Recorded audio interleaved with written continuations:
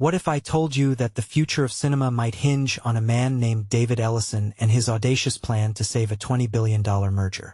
Let me tell you why this feels like the most surreal power play I've seen in decades. Here's the thing. Ellison, CEO of Paramount Skydance, is throwing everything he's got at this deal, including a promise to release 30 movies a year in theaters. But here's what really bugs me. This isn't just about saving a merger. It's about rewriting the rules of how media power is distributed. Think about it. If this goes through, one company would control not just blockbuster films but also news networks, cable channels, and streaming platforms. That's not a business move. It's a blueprint for a media oligarchy. And yet, the conversation keeps circling back to the number 30. Like, why does that matter? What's the real problem here?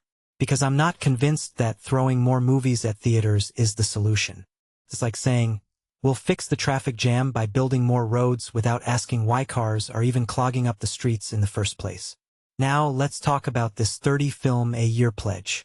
On the surface, it sounds like a win for theater owners. But here's the catch. Who gets to decide which 30 movies make the cut? Is this a guarantee of quality? Or just a way to flood the market with whatever Paramount thinks will work? I mean, have you seen the box office numbers lately? The big wins this year are coming from Pixar, Universal, Sony, and Lionsgate. Paramount's biggest hits? Well, let's just say they're not exactly lighting up the charts. So why is Ellison fighting so hard for this merger? Is it because he sees something we don't? Maybe he's not just after box office revenue. Could this be about controlling global IP, streaming dominance, or even shaping public opinion through news outlets? That's the part no one's talking about. And here's what really gives me pause. The antitrust lawsuits. 12 states are worried about this merger because it would give one company insane leverage over basic cable, news, and streaming. But Ellison's latest move, those binding contracts with AMC and Regal, feels like a distraction.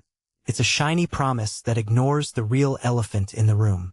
What happens when a single entity controls the narrative across every platform?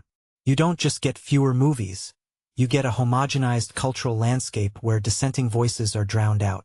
That's not just bad for theaters, it's bad for democracy. But let's not forget the human side of this. Ellison isn't just a corporate strategist. He's a filmmaker. He's made movies that flopped, ones that soared, and ones that left audiences divided.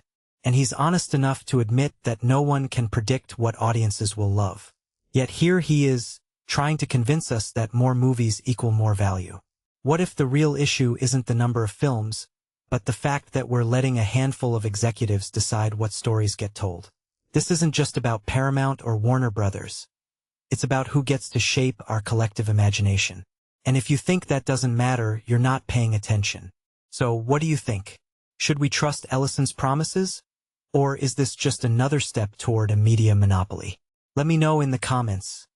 I'd love to hear your take on this.